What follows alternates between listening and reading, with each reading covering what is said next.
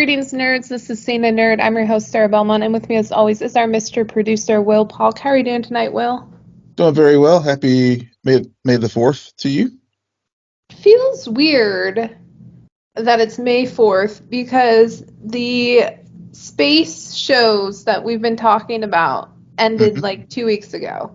Yeah. And I'm just like, where was the timing on this, guys?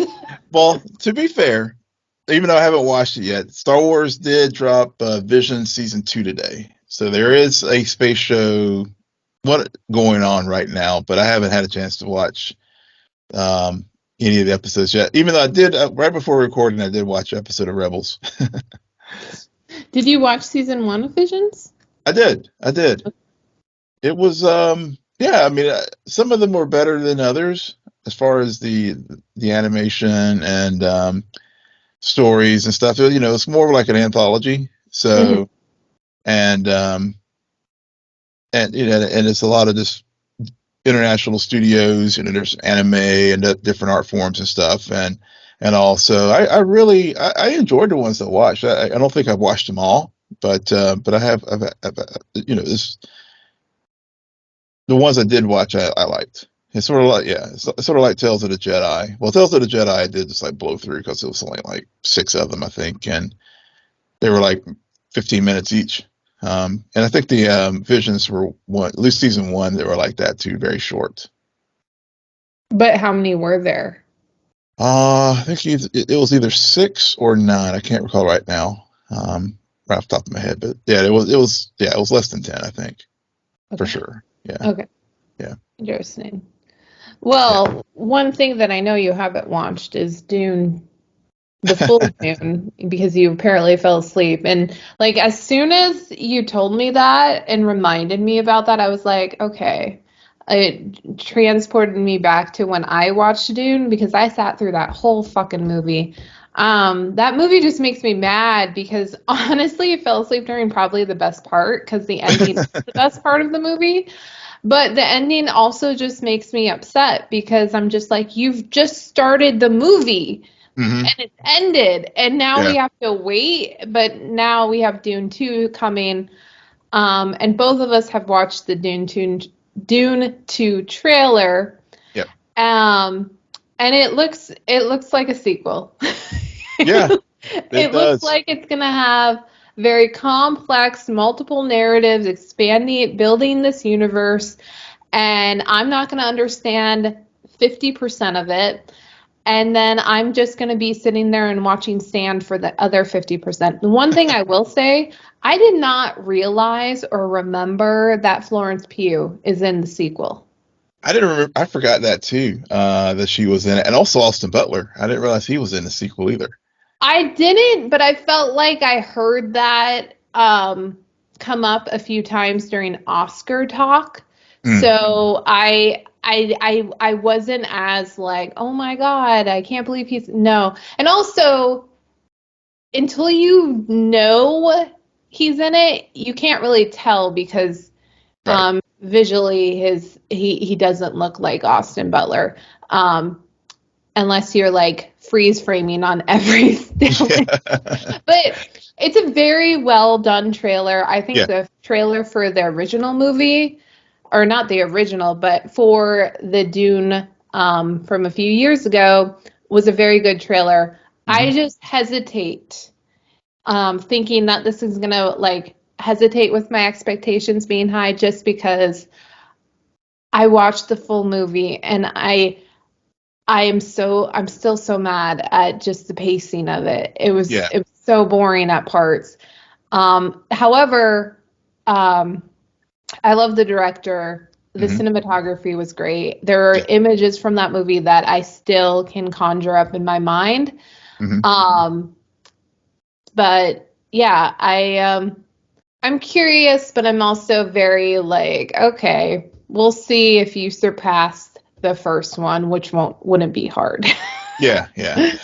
And two, I think, I don't know, maybe if I had if I saw the original one in the theater, maybe I would have no, I don't think so. I mean, I would have been, I think I will say the original and the second, I guess not the original because that was from the 80s, but with Denny's version, visually, I think it definitely is a film that you need to see on the big screen. And we talked about that before during the pandemic when we watched it. Yeah. And so from a visual standpoint, yes, I mean, this second trailer, you're right. Cinematography, everything about it, very action. The sequence with him riding the sand monster and stuff, great. Like, if you're gonna like tease a film with a lot of sand, this is how you do it.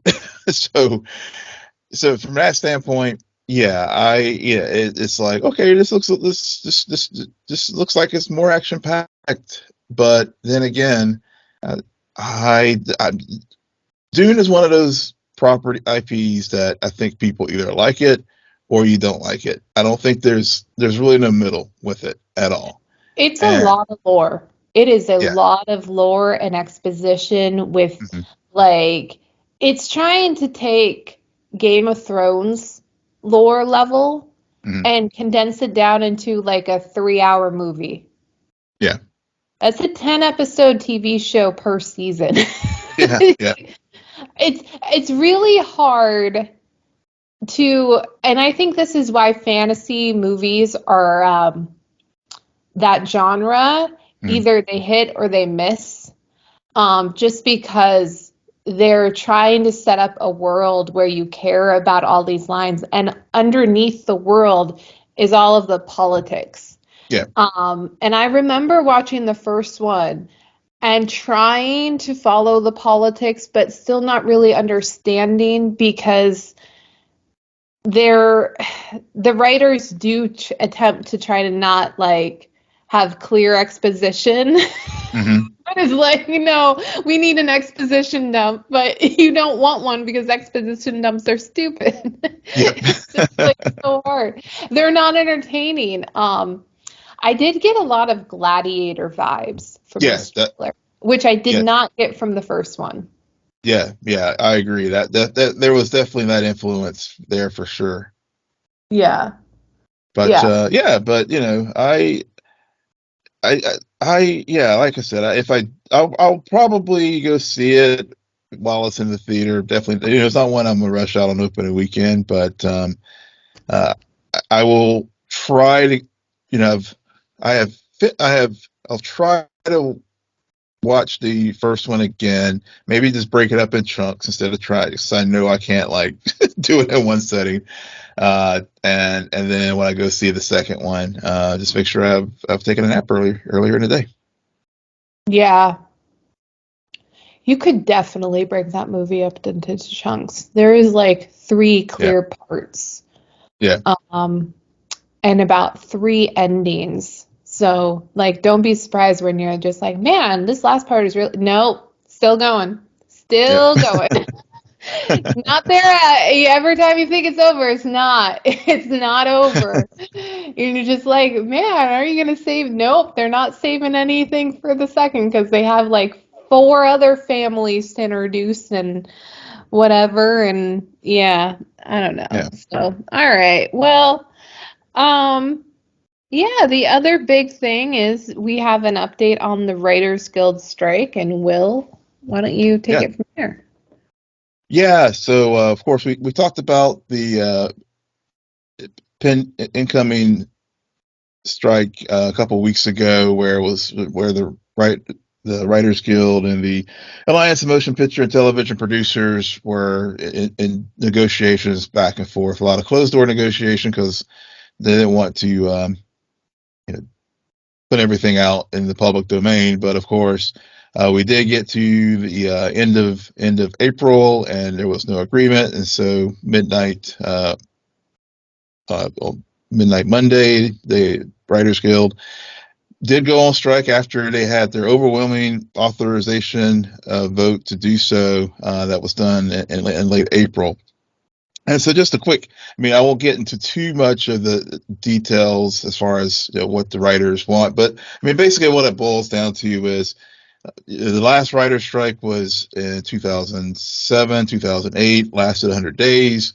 And really a lot of the unresolved issues from that, especially as new media, as far as streaming, internet productions, and those kind of things, kind of blew up now, and led to this current strike, because in many cases, like any work stoppage, it usually comes down to benefits, money, as far as pay, how writers' rooms are set up, and of course, the studios trying to get as much bang out of what little buck they will pay to the writers, and because of the way with the new media and the way that television has changed from where just a few years ago, where we had shows that went 20 plus episodes per season. Now a season could only be 6 to 8 or 10 episodes on streaming platforms, and the compensation model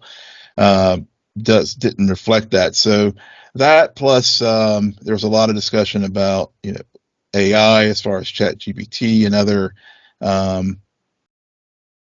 AI programs used to writing. There was the Writers Guild was very concerned about some of the parameters with that, and so all those things came to a head, and they staged a walkout.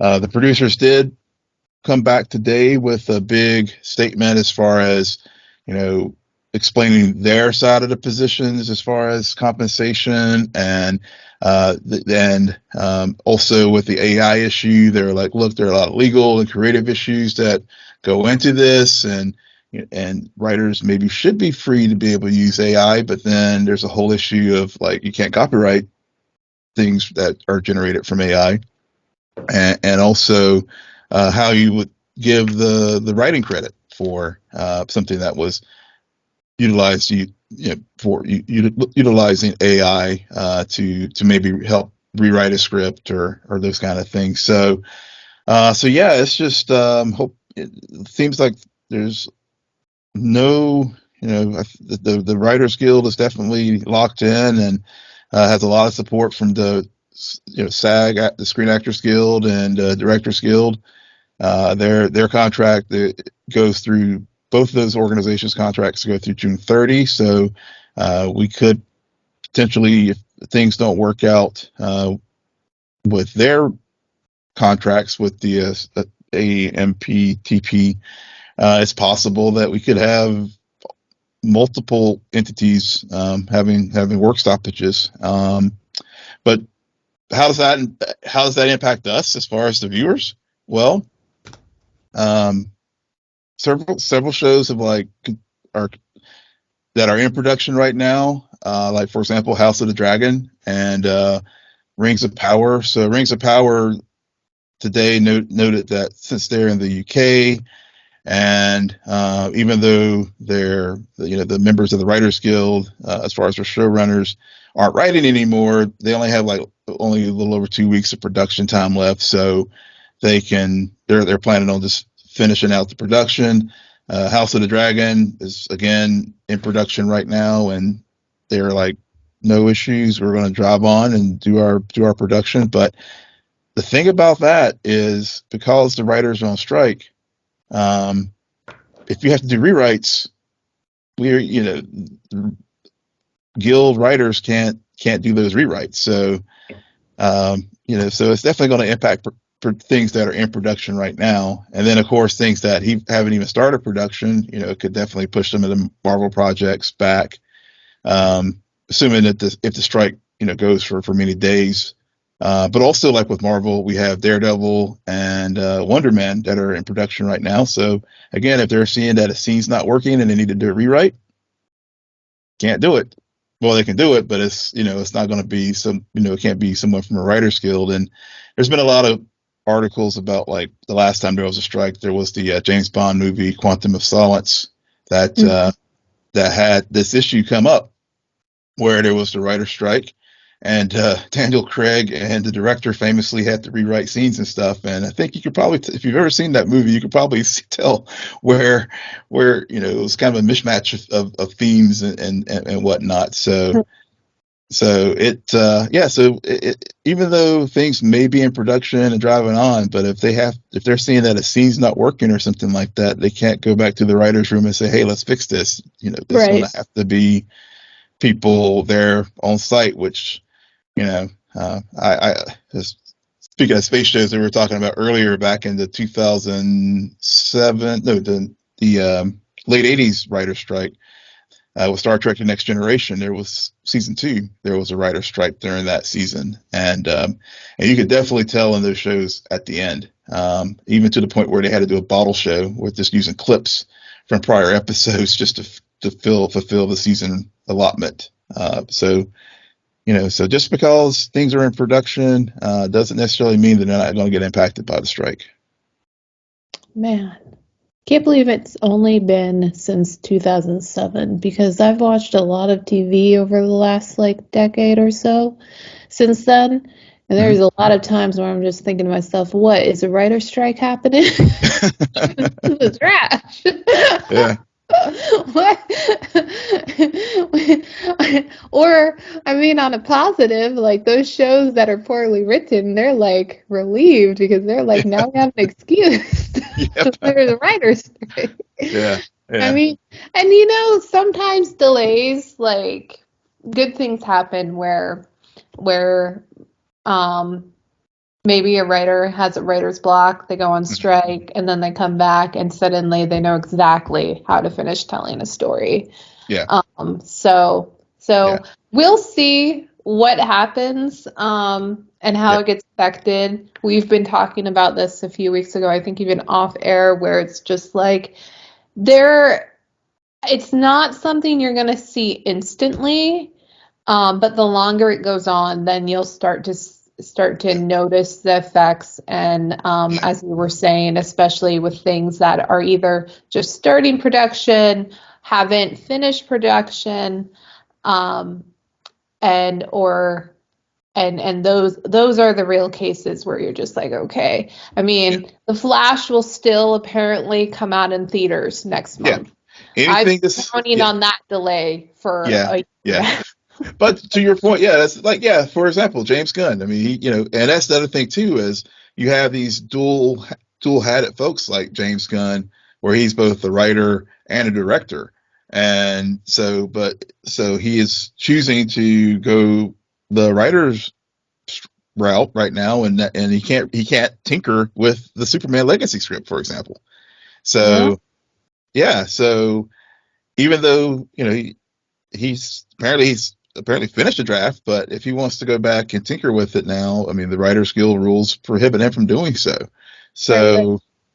So yeah, I mean, so it's like you said, the immediate things, like for example, late night TV shows, we saw that immediately. They all they stopped producing this week because the writers are no longer there. But movies and other TV shows, some of the things that are in pre-production, assuming if it doesn't go 100 days or whatever, then maybe they won't lose too much time. But things that are currently in it, yeah, you can't guild writers can't touch those scripts now. So we'll see what happens. Yep. Okay. So explain to me what happened on The Flash this week. Well, what happened on The Flash this week is we finally got, it's 2 weeks in a row now where we've had 2 good episodes, with the exception of the first maybe 5 to 10 minutes. Well, except for the little part where they teased Eddie at the big, or Eddie-thon or A-thon. I don't know if it's Eddie or if it's someone else that. Yeah, because he doesn't know who Eddie Thon is. Yeah. So I'm thinking, bottom, I'm putting the India episode at the front here, just as far as our discussion, but this is clearly the adaptation, their version of Cobalt Blue. And in the comics, Cobalt Blue was Barry Allen's twin brother that Barry had no idea about. And when Henry and Nora had Barry, and in the comic book it was Malcolm Thon. Malcolm was taken to live with Barry's another family. So, and then down the road, he discovered that about Barry and all that. So I think in this, it seems like in Wait, I'm this, confused. I'm yeah, confused. You're gonna have yeah, to explain that again. yeah, So Malcolm Thon is Barry's twin brother in the books? yeah. Why But is he his last name Thon? because he was so whenever the Fawns were another family in the community, and so when Henry and Nora had their twins, there was a doctor who delivered the twin Barry and Malcolm, Okay. and the doctor um, gave gave away Malcolm to the Fawns, and they raised the one boy as their son, and of course Henry and Nora raised Barry. You know, and How do they explain that in the books as like making logical sense of where uh, Nora and Henry are like, oh, you gave away our twin like yeah, we're there was a bunch of we're I supposed can't to leave remember all. with It's two. been it's been a long time since I read it, but I mean, it's just like I know I'm dropping out a few pieces of it, and listeners feel free to fill in the comments or whatever, fill in the gaps, because it's been a while since I like read the whole Cobalt Blue timeline, but that's just sort of the high level, like how high level background of the twin boys. I can't remember the motivations of the doctor who took Malcolm away from the Yeah, Owls. yeah. Yeah, I'm not even worried about the motivations. I'm yeah, more like how do two parents let that happen? Like what yeah, like I don't the motivations aside, it's just like when you were explaining, I'm like, wait, yeah, twin brothers got split up. Okay, but how? And then oh, it's not just that they were switched at. It was not like they were no, they're yeah, so anyways, so what you're trying to explain to me yeah, is that this is their adaptation of that story. So, in a sense, next week I should not be surprised if this is Bart Allen or like Eddie or this character like he's not going by Thon because he wasn't just confused by the last name or yeah, the first name, he was confused by both like the full name. So if you're right, then probably he's Barry Allen or Bart or Allen or yeah, Bartholomew or whatever. So okay, interesting. yeah, um yeah. Because when you think about it, he was a police. Clearly he was a lab scientist, and so everything was Yeah, like, yeah, it was yeah, very reminiscent yeah, of like how Barry. Yeah, I completely understood that. mhm, I think a lot of this episode is very nostalgic. Like, oh, we're going back to when the Flash was good. yeah, Okay, yeah, while at the same time, um, let's just be honest. I'm gonna call a spade a spade. There's really no redemption redeeming this show for me. I'm watching it just to finish it out. And so I'm still sitting here just like, we're doing this again. Really? I mean, uh, good to see it. It also is so random. Like even for Barry the character, he even kind of is just like, what did I do? How did I get like I'm still scratching my brain. I'm like okay, so why are we here? This feels very random after last week's episode to suddenly have this. I'm sure people who have watched the entire season, um, I don't know, maybe it even feels more random for them. Just because it just feels very unrelated. It also felt more like a preamble to a series finale, in all honesty. yeah, yeah, But that's maybe just because, like, for me, I would want the show to end with what I understand to be like his true ending in the books. The way, yeah. So I don't yeah. know. Yeah, well, I mean, I hear you. I going into this episode, I mean, really any episode at this point, I keep my expectations low Hmm. because at this juncture, I mean, I can't I don't expect much. And this is why this was, especially as we've talked about nostalgia, especially with shows recently, most recently Star Trek Picard, and even Mandalorian, to some degree. And, nostalgia for nostalgia's sake, um, it can usually doesn't work out well. You got, if you're going to do the nostalgia, you got to have a story worth supporting, bringing back a familiar story or a familiar character. And so I felt that this episode, like you said, I was feeling all kinds of first season vibes once we got the BS crap with, we got to have the contractually obligated scenes with Chester and Allegra and Joe and Cecile and Keone. And once we got past that shit and got to the actual episode itself, with when, for reasons Barry gets snapped back into time to the day, then I got all kinds of first season vibes from the episode, especially when they pull Eobard Thawne into the mix. And I was like, as the episode was progressing, I was like, okay, we're going to get that night again. And I'm really hoping that, and it played out how I was hoping it would. We would see Barry in this current Barry Allen in the room telling season one Barry to, like, stop, don't do it.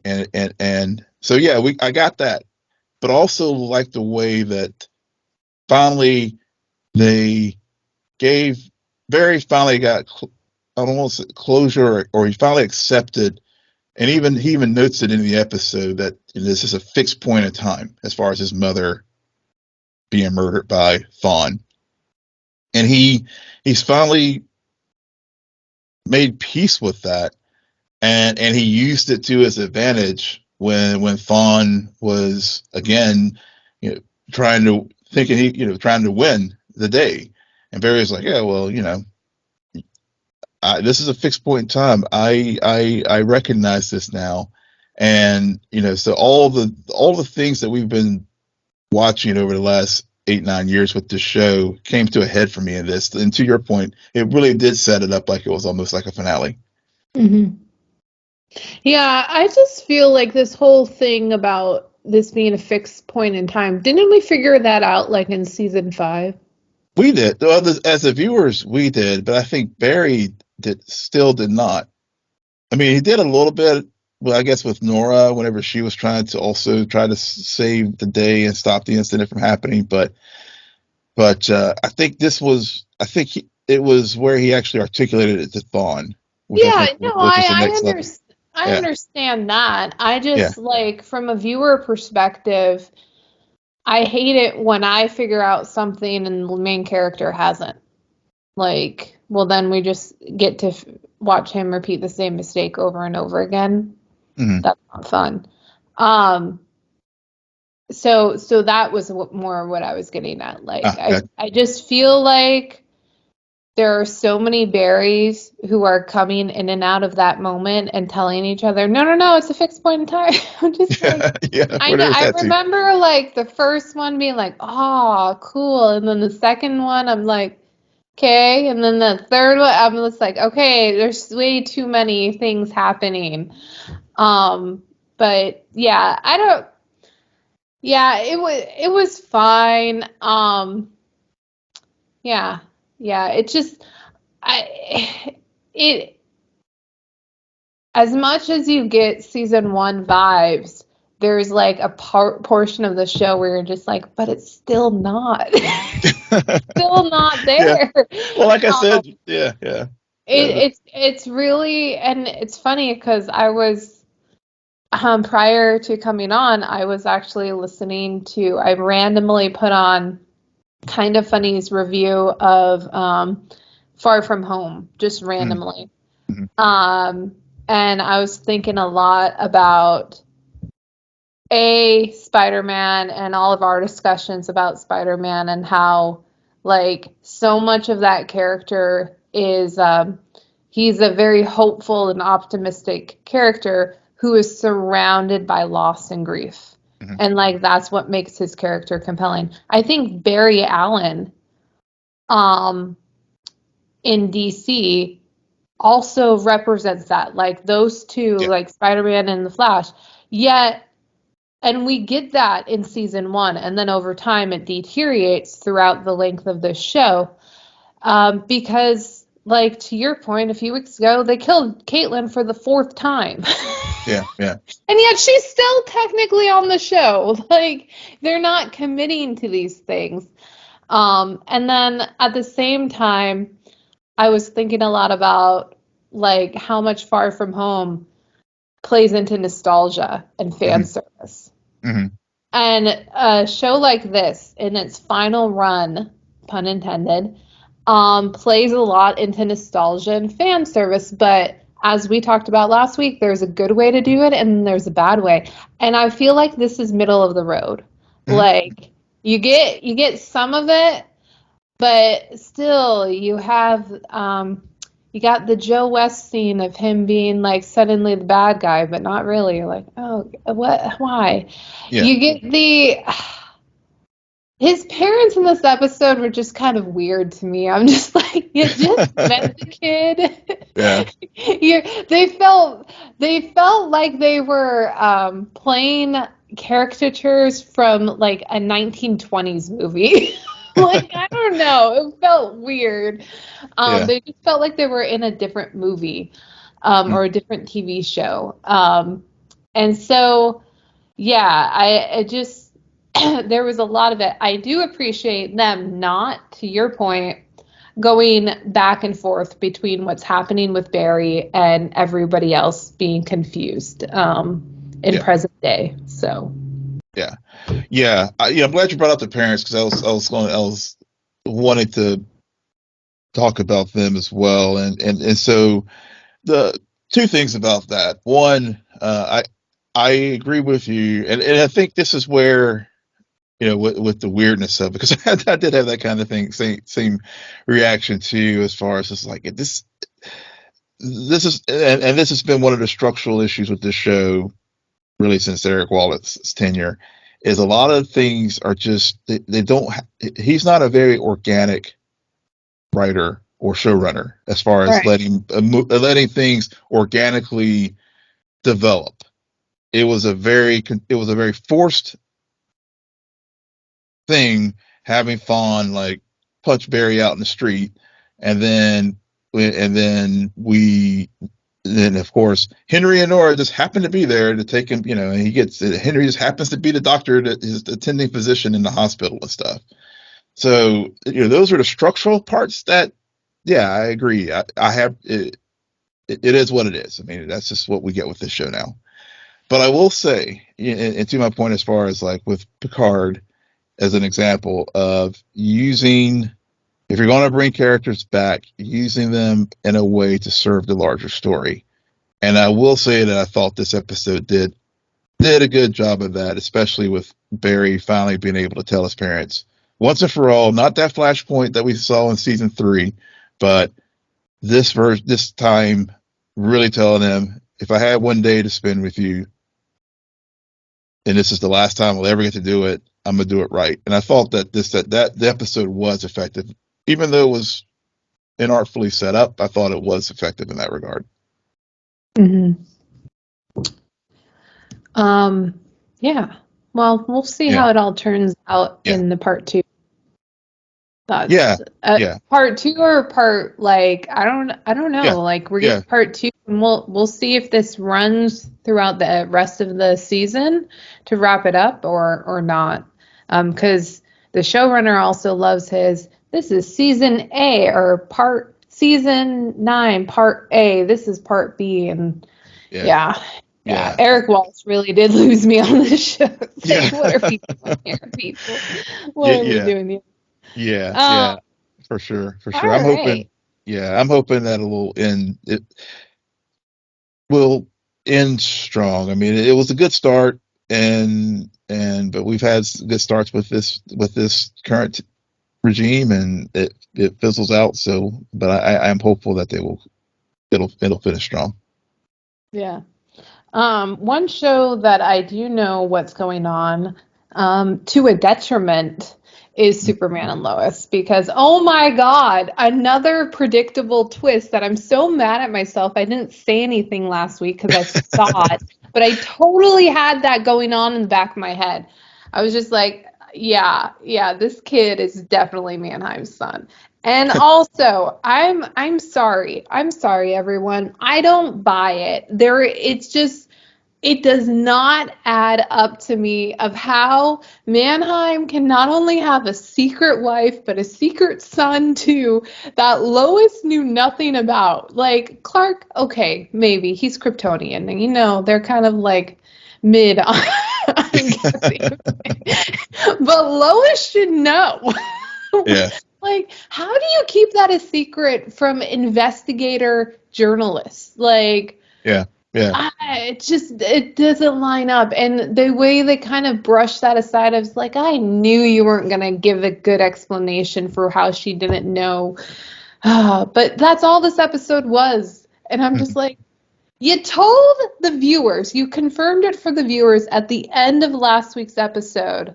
She saw the hint. So now we're going to waste another 40 minutes while they're just like verifying. yeah, yeah. This episode definitely was like it was the Bruno Pia episode for sure. Oh my God. Their backstory. We got their backstory this week. Did we? We got like random clips of different Yeah, moments. yeah. I'll have to say this episode. I will freely admit I was just kind of not fully engaged with this one. It just did not. It did not work for me. Like to your point, because I think it's like they're repeating the same note over. They're dragging this point out, and as Sarah, your voice was ringing in my head like, no one should figure this out. Yeah. Like she should have figured this out Yeah. years before this show even started. Yeah, Like, yeah, because you can only, yeah, because I was like, well, okay, she can't, she's been, she's sick now, and she has, and all, so I can understand, but you're right. I mean, Bruno Mannheim has been, yeah, they made up, and I guess they undercut themselves in this because they even make the point that he has been a known entity in Metropolis for years as far as his enterprise, and they've been investigating him. So, yeah, I mean, hell, just a simple Google search, you could have found this. yeah. Yeah, no, see, and that was what makes me mad and kind of like, I'm not letting this go. I'm being stubborn about this because the writers did not, they set it up and to make it seem like Lois, I remember, even says like, this is my white whale, I've been Hmm. chasing this one. It's like, okay, Yeah. that the implications are there that you've known him, have been looking into him for years. Hmm. Yeah, you didn't look into his, like, it doesn't make sense. And it's hard Yeah. because on Especially, one hand, they're making all these mistakes, hmm. but on the other hand, I really do like the scene between Mannheim and Clark Yeah. because you can see what the conflict, Hmm. and we have a villain, but a villain who is not, I want all the money in the world. I Right. want power. No, Yeah. he's trying to save his wife at all costs. And they place both of them in the same situation. And so now the dilemma is for Clark, like, is he, what is the limit? I mean, Lois is the Hmm. love of his life, Hmm. the mother of kids. Hmm. Like, what is he willing to do to make sure she survives? And this Right. isn't like, let me protect you from something. No. let me cure you. Like it's a very interesting. They just like, but around it, there's so much nonsense that like that's another reason why this makes me so angry is because I'm like, this could be so good, and you're Yeah. ruining it. Yeah. I mean, I mean, you make a good point because, yeah, especially given that, because even they go through the links of showing us, that was a standout moment for the episode as far as Bruno and Clark talking, but it's undercut because, okay, here's a man who has done all these philanthropic things, and they make a point about Bruno talking about how he's going to take care of the South Side, and so again, like I said, a simple Google search, Lois should have known that he has a wife and a kid, Right. and because he's probably out there doing ribbon cuttings and doing a lot of public events and stuff, and so I mean, unless only thing unless she just got sick right around the time he was also having to rise to prominence, and then she just took a very back door to things. I mean, but I don't know. That just seems kind of like crazy plot armor. I don't know. Well, especially because they have a kid the same age as Jonathan and Jordan. Yeah. So yeah, so Yeah. there you go. Yeah. I have been thinking about this because ever since our discussion last week about the kids storyline and how it's not working because it's not servicing the plot, and they tried it this week because they focused on the boys being more upset, especially Jonathan, hmm with his anger on the situation because it only further rubs that salt in the wound of I'm more like my mom than my dad. Yeah. Um, and this is something like not even he can save me from if he can't save her from it. So or hmm protect her from it. So it's I like that to an extent, but I kept thinking I'm like, how I almost wish that they would have not given Lois the cancer, but given Jonathan the cancer. Mm. Because then you have pretty much the same dilemma for Clark. But Yeah. on top of that, you have a better conflict or a better dilemma for Jordan, Yeah. especially as he's coming into his own with the powers. And then that way you can have a more cohesive story. hmm Even though I totally understand why they went with Lois, I just am very curious about what more they could have done with the family dynamic had it been Jonathan as opposed to Lois. Yeah. Oh yeah, that's a very good point. I mean, especially because then you have because not only would you have Clark having to deal with being a parent and this happening to your Mhm. child, and then and then I guess the where I guess where the role Jonathan's playing now, Lois maybe would be that person playing the role of the anger, and like you have all this Kryptonian technology, and on one level I get it, we can't use it because if it falls into the wrong hands, all hell's going to break loose.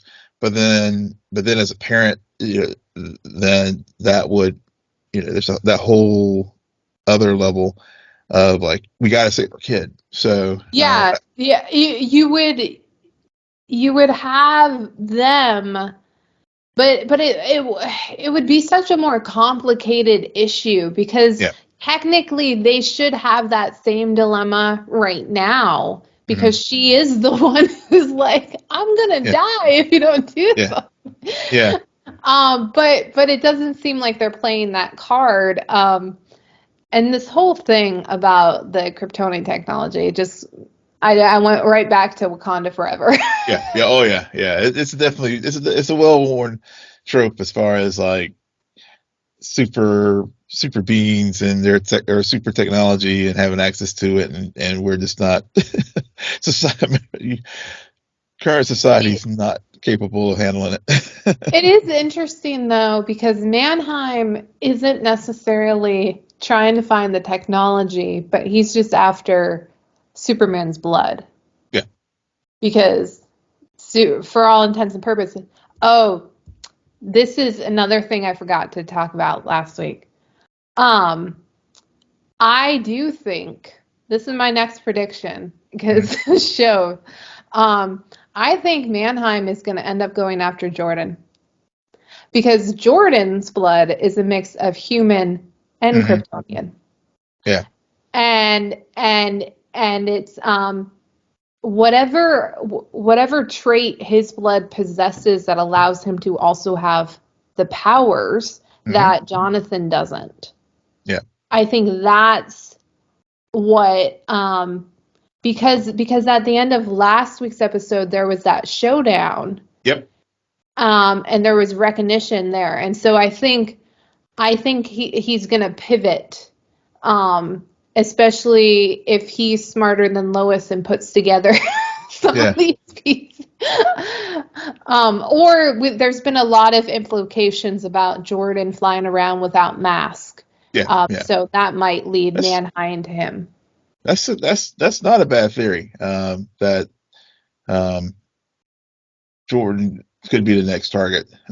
Or Mannheim and Lex come up with this is where they would team up, because obviously Mannheim's ends and is different from Lex Luthor's, but the common thing that they would definitely have is their hatred towards Superman. So so that and I know and Lex is the lurking out there, and he's supposed to show up at some point this season. So that could be a way that they will integrate that, especially given that. We also, I'm glad you brought that scene up because with Jordan, because we also learned that he doesn't have the same weakness as far as kryptonite. Yeah, which again, they're doing some things there, in amidst the nonsense. Again, there's a lot of good happening. It's just. It's just that one. I just remember the bad stuff, and then I forget, like, oh, what about this part? What about this part? But they did something else that made me think about something. But yeah, I keep forgetting Lex is gonna appear, but then in the episode somebody will mention him, and I'm like, okay, yeah, that's right. Will keeps telling me he's gonna appear at some point. I'm not too excited about that. I'm more just trying for them to figure out really where they're going with this, and also just what to do with the Lang storyline, because man, this show does not need divorcee drama happening, and and with a teenage girl who I swear, like within the span of 2 minutes, can become like a good character and then an awful character, and I'm like, no. Yeah. She's a teenage girl. She doesn't have like bipolar syndrome. I agree with you. The whole Sarah, Cal, Lana thing. Just if we're gonna have this, okay, everybody moves on. Cal and Chrissy do their thing. Go ahead and can we just go ahead and just ship John Henry and Lana? I mean, thank you. Why are they focusing on Kyle? Like, I mean, there's more chemistry with Lana and John Henry. Granted, there's not as much chemistry as there was with John Henry and Lois. Okay, I'm just saying, a lot of chemistry. But there's still more there. Yeah. But and a part of me is irritated because there's chemistry, but it's also like so clear and so perfect that I'm just like, how are they going to mess this up? So there's like a real I don't know, tug of war. Like you want there to be a push and a pull, and there's just too much like one or the other. Like, I don't know. Yeah. Oh my god. Yeah. But you're right with Sarah. You're right with Sarah. The character, they each week it's just so like so many swings of the pendulum as far as how she's dealing with stuff, and I was just like, well, whenever she first saw Chrissy and was all like catty and stuff, I was just like, okay, I get it. But you're right. It's just sort of like, okay, this is like the C story in this week that maybe they could have like pushed that off to another week or something like that. That where it would fit better. I don't know. This didn't seem to fit right this week. Yeah. Yeah. Especially because it's coming from like the same person who like talked ill of her mom's relationship with her father. Yeah. Yeah. just the other week. Yeah. It's like, Yeah. oh, okay. Yeah, but no, it's doing something like I get mad because I know the writing is there. Hmm. And so when it doesn't live up to its full potential or it makes these mistakes, I'm just like, no, I'm going to call you out because I have to hold you accountable for these writing sins. Yeah. Yep. Yep. Yeah, you have to. You have to do it. You have to. Okay. Season Yep. 2, we're not in season 2 anymore. We're in season 3. Um, and they do have a very good foundation for this season.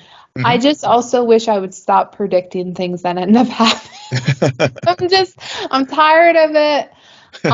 I want to be I want to be surprised by some of these angles, and right now everyone's just playing into the characters that they've been written into, and it's just Yep. it's not, but we'll see. We got a ways to go with the season Yep. before it concludes.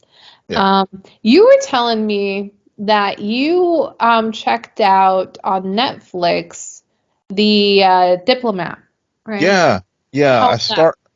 So far, so good. I've only watched 2 episodes, but I'm really, really, really enjoying it. And I saw where it did get renewed this week, so there will be a season 2 in the future.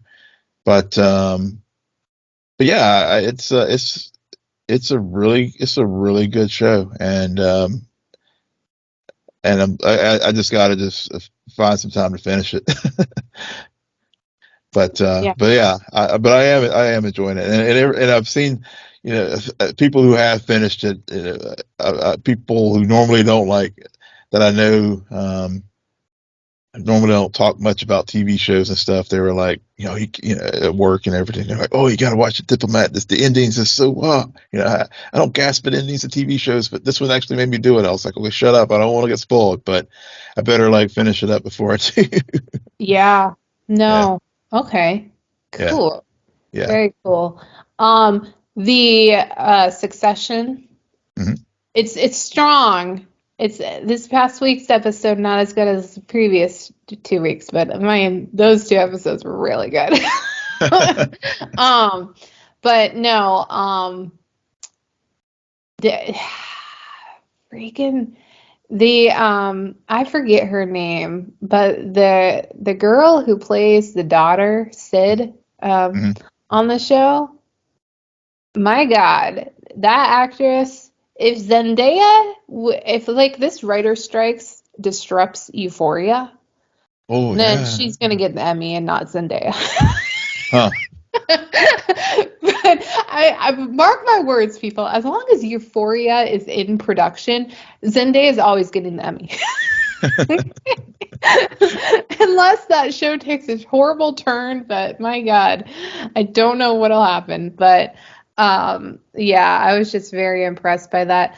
And also, as most listeners are anxious to hear about, Vanderpump Rules. Oh my God, Will. The I still don't know. I see. Here's the conundrum. Like all viewers are at right now, is you hear from the cast Mhm. that none of these episodes that we are watching have been edited post scandal, right? Mm-hmm. And yet you're watching it and you're just like, no, no, it's very obvious what's going on here. So how were these not edited? Like, because apparently no one knew until a video leaked. Mm. But there's also been a lot of talk that people knew about the cheating or were suspicious about the cheating. And so really that's what we're seeing right now is a lot of the suspicions start. Mm-hmm.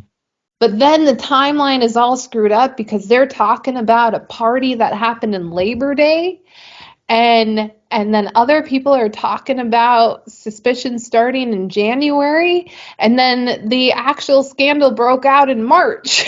So you're like, what the heck?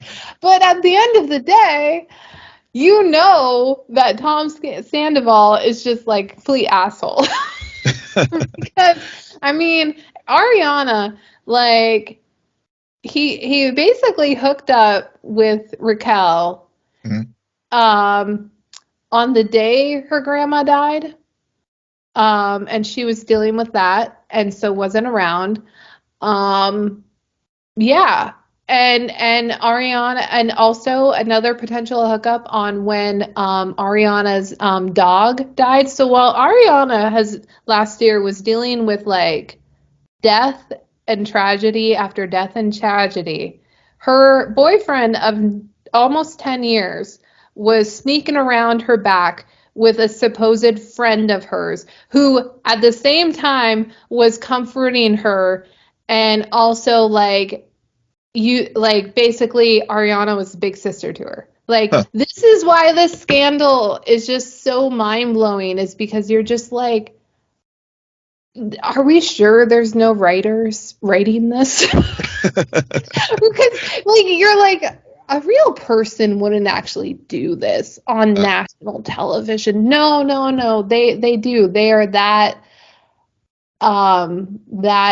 I don't know even the words to say what they are, like how that despicable of people. But Wow. makes for really good TV because you're just like, what the fuck? It sounds like it. It sounds like it. I mean, I keep thinking, and I'm sure a lot of viewers and even cast members are just like, what if only there was a way to be able to watch this season from start to finish without knowing what we know, Mm. and seeing how our response would have been to everything without knowing what we know, because it's now all clouded. Yeah. So you don't know, like, it's easy to say now, it's so obvious, but would you have thought that had you not known? Mm. Like, how obvious would it have been? Mm. So, Yeah. yeah. And that's, and I just want to make it clear, that's why it's such compelling TV, is because you're living out something through like hindsight. It's just so weird. I've never had this kind of experience before. Oh wow. I think it can only be achieved via reality TV. Yeah. Probably. Yeah. So, Yeah. yeah. So it's just a crazy experience. And I know a lot of people are like now jumping on the show and then even talking about going back to previous seasons, because like there's a timeline there, and there apparently the writers or the producers put out a cheat sheet of like leading up to the reunion, go back and watch these episodes, and we're talking episodes from season 2 and 3, and I know exactly which ones they're talking about. As a longtime viewer, you know this shit is like, it runs deep. Like, we're not talking like, yeah, right now there's a scandal, but if you really do your research, there's like this web, and you're just like, my God, Wow. how does this happen? Yeah, but anyways, Oh. Well, you'll have to share. You need to share the cheat sheet. So for folks who've heard you talk about this and interested now, we need to make sure that they know which key episodes to watch to help them like with the current drama. I will tell you, Okay. like, what to watch. Like, and I'm not going to do episode by episode. I'm going to tell you season 2 and season 3. Okay. Just those. The season 2 is when Ariana is first on the show. Okay. That's all I'll say.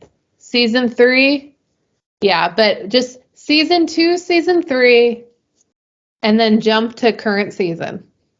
There you go. I mean, who cares about Raquel? This is all about Tom and Ariana, okay? Because you get, I forget when Raquel comes on. Raquel comes on, I think, in season 4. No, not season 5. I think she comes on in season 5. But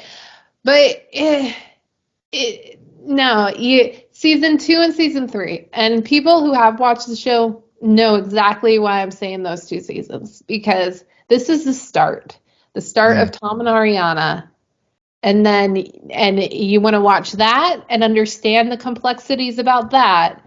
Fast forward to the end of Tom and Ariana, and it's mind-blowing. It's so good. It's just like, what? And so I think I get so confused about this because people have already seen the season finale trailer. Mm-hmm. Yet what I saw last night looked more like, on next week's episode, this happens. So I don't know if we have 2 more regular episodes, but within the next 2 weeks or 3 weeks, we're going to get the first episode of the 3-part reunion, which everyone is waiting for. Hey, speaking of the Vanderpumpers, I saw where Lisa's restaurant's closing. Pump.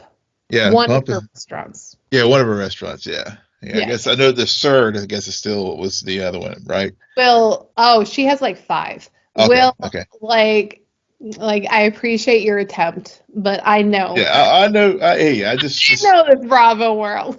I watch a few things on Bravo, but yeah, just trying to. No. Yeah, just trying to chime in where I can. I appreciate it. No, it's good. But yeah. But I think maybe only 2 cast members work at the restaurants, and then you got other restaurants happening. You got Tom and Sandy's, Tom and Tom, and then something about her, which isn't yet open. And yeah, there's a lot. But it's funny, there's a lot of people who are talking about how 90% of the cast don't technically work at SUR anymore. And you would think, they would just rotate in new cast members. But part of the reason why this show has become what it is because of the cast members who started it, which ironically, technically only 2 are from the original season. And that's Tom and Sheena. Well, no, wait. I'm sorry. I misspoke. 3. Because Tom Schwartz was not a main cast member until 3rd season. Okay. You only count main cast members when they sit through an entire reunion. That's when you're really a part of the cast. Okay. Because Schwartz was around, but yeah. Anyways, I just want to give an update on that. Thanks for yeah. Awesome. Yeah, and Going 17 still is just so much fun to watch on YouTube for free. Yeah, but anyways, on that note, Will, why don't you tell our listeners where they can find you? Yes, be sure to check me out on Twitter at Will M. Polk, WILMPOLK. I stand with WGA, and looking forward to talking Guardians with Sarah next week. And you can find me at SJ Belmont, SJBELMONT. Please follow our crew at CNN Nerd. Friend us on Facebook, follow us on Instagram, and visit our website, www.cnnerdpodcast.com. But most importantly, rate, follow, and comment on Apple Podcasts, Spotify, YouTube, or wherever you hear podcasts. Good night, Geek Out. You're welcome.